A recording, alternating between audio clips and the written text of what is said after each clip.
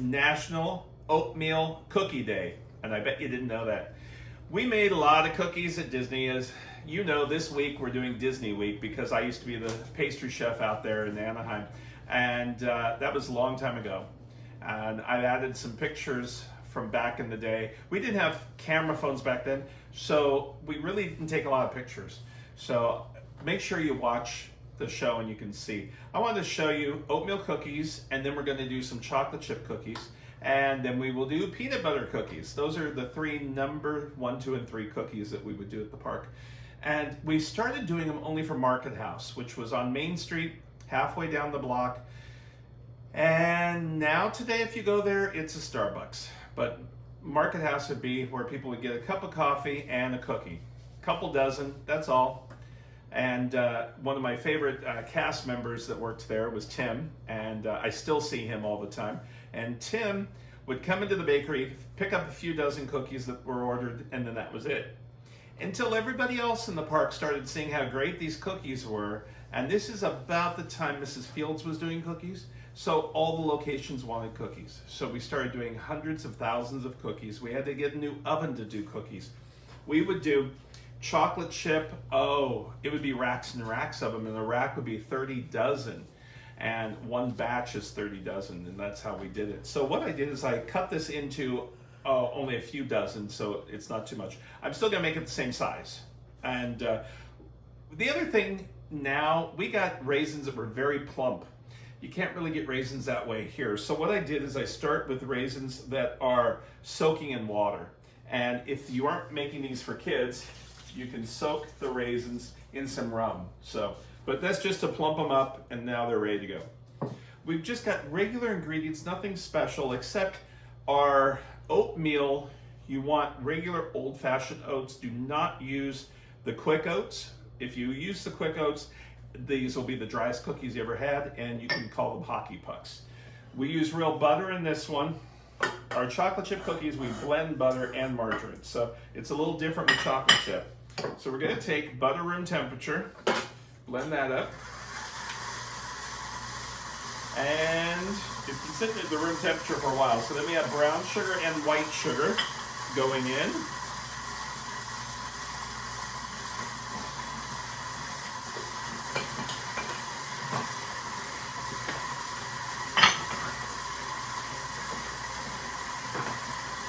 And as soon as that blends up, we're going to add a little bit of whole milk and a little bit, the eggs will go in. It's a real forgiving dough. Cookie doughs are pretty forgiving, to where if you accidentally put the milk in last or you forget it, you can add to it and you'll be all right. So now we have our flour, our salt, and a little bit of baking soda. And I'm just going to blend that up so the baking soda is not sitting up on top. Then we have our oats and our raisins. The raisins I'll do by hand. I always seem to do it by hand, but we had big, huge mixers. The bowl itself, the mixer was 6.5, 7 feet tall. So they're huge, and you could put a person in there. So there are oatmeal and our flour mixture. We'll put that in, and then we'll blend that up. Now, we did make an oatmeal with chocolate chips in it. You can add 2 cups of chocolate chips to the batter and make it the oatmeal chocolate chip cookie. And you can take out the raisins if you don't like them and add chocolate chips in instead. Either way you want to go with it, it's fine. So just turn it on a little bit. Now, our batch of cookies at Disney would be enough to make 30 dozen 3.5 ounce cookies. So that tells you how much you'd get. And what I would do is you would scoop them out. And I'm going to show you how to scoop cookies. Just how I would train somebody. The first day would be cookie department. I liked doing the cookies because you could sit there with somebody else, they'd do a batch, you'd do a batch, and you'd kind of have a race. The average time is 22 minutes to scoop a a whole 30 dozen cookies. So if I saw somebody taking hours, I knew they were doing something wrong. So, and I won't mention any names, except there was one gal. Her first week, I give her cookie department. She's over there, she's scooping cookies. I know it takes 22 minutes. Took her about 9 minutes. I thought somebody took some of the cookie dough and did it. So I looked over and I said to her, I said, "Did you scoop the cookie?" She goes, "Yeah." I said, "Wow." So I gave her another batch. Again, she did it in like 12 minutes. Half the time than everybody else. And I said, and I kind of watched her, so I knew she did that second batch. So the next day I gave her cookies. It took her a half hour, 45 minutes for one batch. I go walk up to her, I said, "What's wrong? Yesterday you were so quick." She says, "Why should I work so hard? No one else is." So that's where she saw everybody else taking 22 minutes. She wasn't going to take 10. She was a problem. I won't mention her name. Maybe I will. Neil knows I'm trying not to say her name, but anyway, who knows where she is today. I haven't stayed in contact with her. A lot of people I have. So here's our dough. Now here's our scoop. Now what we want to do, let me get some water in my scoop, with the scoop, hot water, and this is in case it sticks. These scoops, I talk about them all the time. This is a number 20, and a number 8 is what we did the carrot muffins in the other day, and that's about this big. A number 100 is about that big.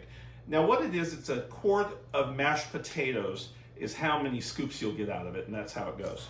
So we're gonna wet this, and we want this to be flat. So I use the side of the bowl to flatten it, and I don't have to use the water each time, but I'll probably put 8 cookies on here, and then Neil will do a close-up when scoop. So we got, I'm smashing against the edge, so I want this to be flat, or you take your hand and flatten it, either way. Just like that. Now, you've got to wet your hand. This is the part where people are like, "Why do you do that?" Trust me, you have to. You wet your hand and use the palm of your hand to flatten the dough.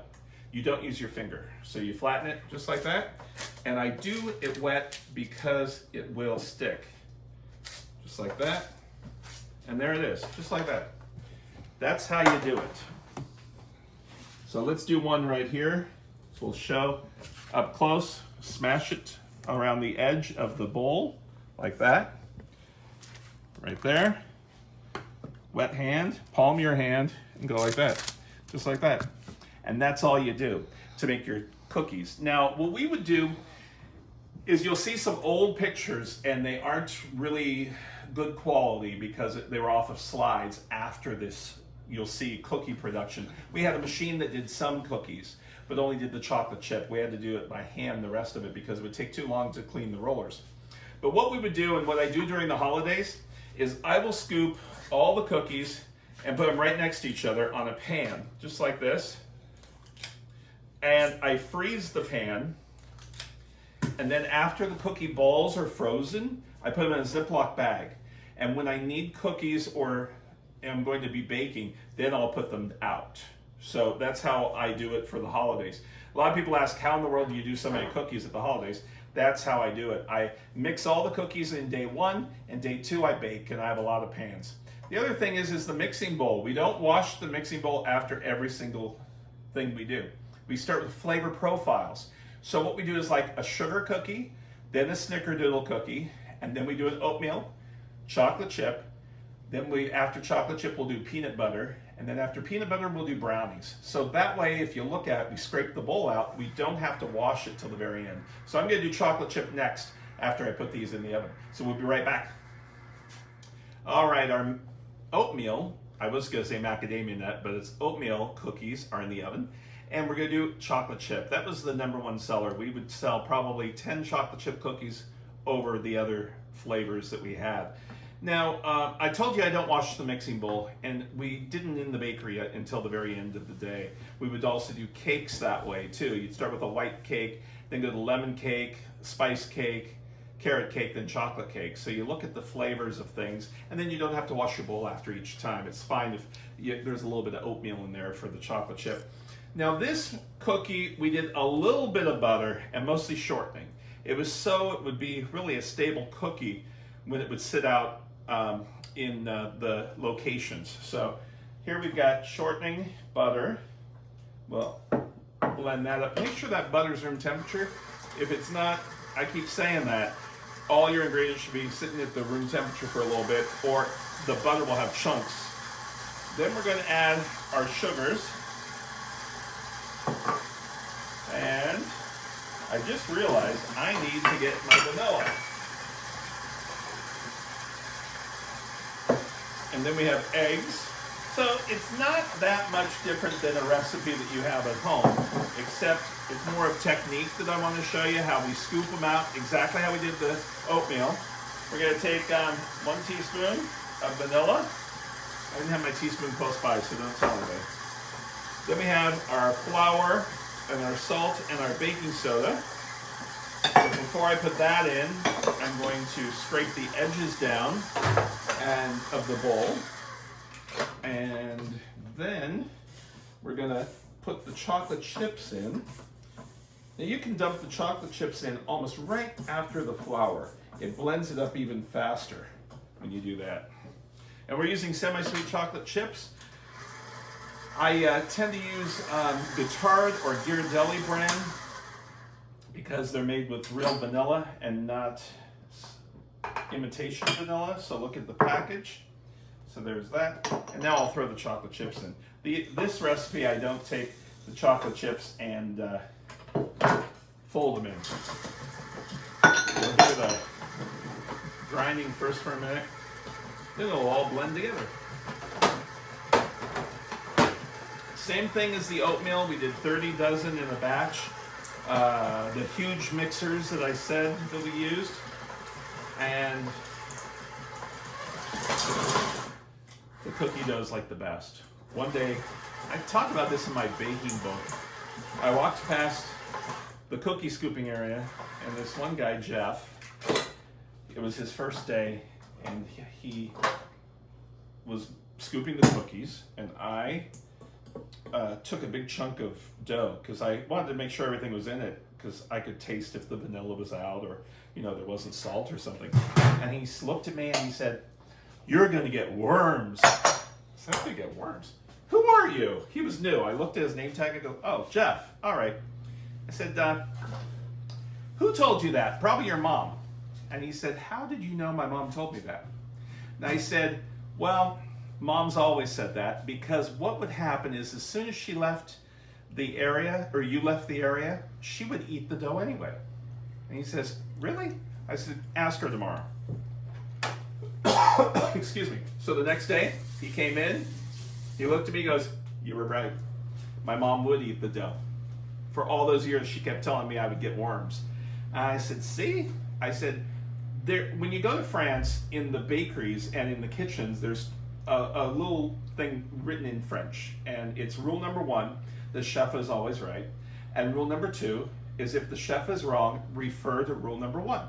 So I told him that, and he kind of thought that was funny. But Jeff, great guy, and he now I think is eating cookie dough with his 2 kids.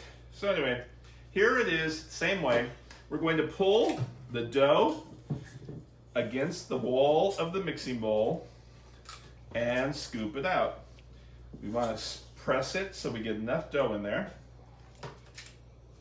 and smash it just like that. And after we get 6, we will smash them out down with our hand just like I did before. Now with these, I think I can do 2 in the middle also. I think I'll be okay. Just like that. Now, take the palm of your hand. Now, these aren't as tacky, so you don't have to wet the palm of your hand. But just go like that, and you'll get the smashed cookie, and it starts out that way. Just like that. So there are your chocolate chip cookies.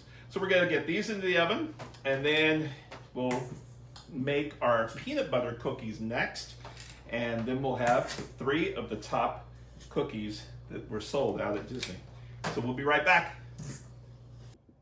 Okay, to finish off our cookies, we have our last cookie is our peanut butter chocolate chip and peanut chip cookie is what we do. So if we blended the semi-sweet and the peanut chips together. But this is a strange recipe. I don't know why I did it this way. What I call it strange is because, whoop, I'm trying to get the blade off to the side. There we go. We just dump everything in and we don't mix it up until the end. So we've got the flour, the baking soda, and the sugar. I remember I put this recipe in my baking book and my editor emailed me and she said, something's wrong. You aren't talking about how to do anything like creaming the butter and the sugar and all that. And I said, nope, you dump it all in. So she thought it was kind of strange too, but I forget why. It just worked. I think it was because we were doing such a large quantity of these and it just helped out by doing it this way. Peanut butter, I use Skippy. It really depends on what kind you like. You can use crunchy if you want, but shortening. We don't use butter in this one. I'm just cutting it into smaller pieces, putting it in there. But back to the peanut butter, you really find out what people like when they were a kid, and that's the kind they probably still have in the pantry. Jif, Skippy. We did the natural Laura Scudders as a kid, but that stuff won't work as well. Anything that you have those oils, that doesn't work very well. So now we're going to take our vanilla, add that in, and after I'll put the chips in. Slow. Blend it all up. Then we have our scoop. The scoop I'm using on this one is a number 20. And as soon as that starts binding together, then I throw the chips in. This is a really good cookie dough to eat. Oh, Neil's excited about the raw cookie dough. The bottom part isn't incorporating, so I will go up the sides, clean the edges.